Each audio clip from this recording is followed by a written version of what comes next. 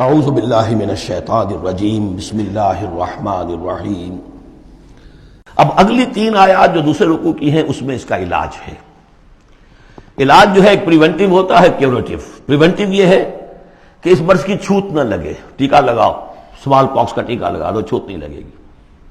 ایک یہ کہ اگر ہو ہی جائے تو پھر یہ ہے کہ اس کا علاج۔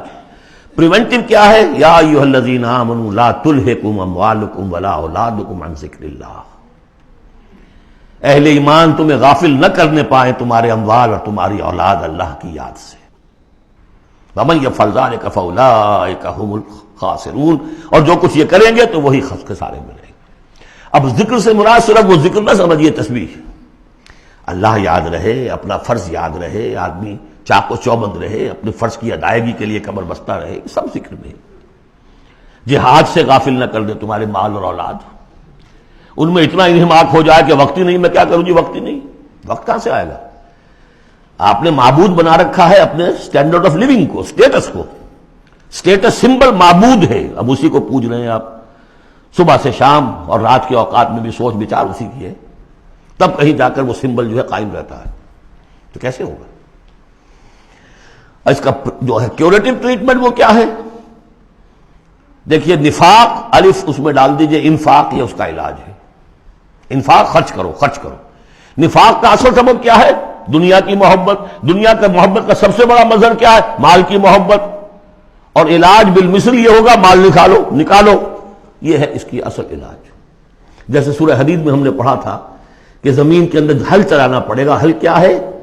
ان المصدقین والمصدقات واقرضوا اللہ قرضا حسنا یضاعف لهم ولهم اجر کریم والذین آمنوا باللہ ورسلہ اولئک هم اب یہ گند نکال دو دل سے، پھر ایمان کا بیج پڑے گا تو لہلائے گی کھیتی، پھر صدیقیت کی طرف جاؤ، چاہے شہادت کی طرف۔ یہ تمہاری استاد تباہ ہے۔ وَأَنفِقُوا مِمَّا رَزَقْنَاكُم مِّن قَبْلِ أَن يَأْتِيَ أَحَدَكُمُ الْمَوْتُ، اور خرچ کر دو اس میں سے جو کچھ ہم نے تمہیں دیا، اس سے پہلے کہ میں سے کسی کی موت کا وقت آئے۔ فَيَقُولَ، پھر وہ اس وقت کہے، رَبِّ لَوْلَا أَخَّرْتَنِي إِلَىٰ أَجَلٍ قَرِيبٍ، پروردگار اسے ذرا کچھ دیر کے لیے مؤخر کر دے۔ فَأَصَّدَّقَ وَأَكُن مِّنَ الصَّالِحِينَ، تو میں بڑی تصدیق کروں گا اور خیرات و صدقات سارا کچھ دے دوں گا، اور میں بالکل صالحین میں سے ہو جاؤں گا۔ وَلَن يُؤَخِّرَ اللَّهُ نَفْسًا إِذَا جَاءَ أَجَلُهَا، جب کسی جان کا وقت آ جائے گا، وقت معین، پھر اللہ اسے کسی صورت مؤخر نہیں کرے گا۔ قوموں کی اجل تو پھر بھی مؤخر ہوئی ہے، قوم یونس کی ہو گئی ہے، لیکن یہ کہ انفرادی اجل کبھی مؤخر نہیں ہوتی۔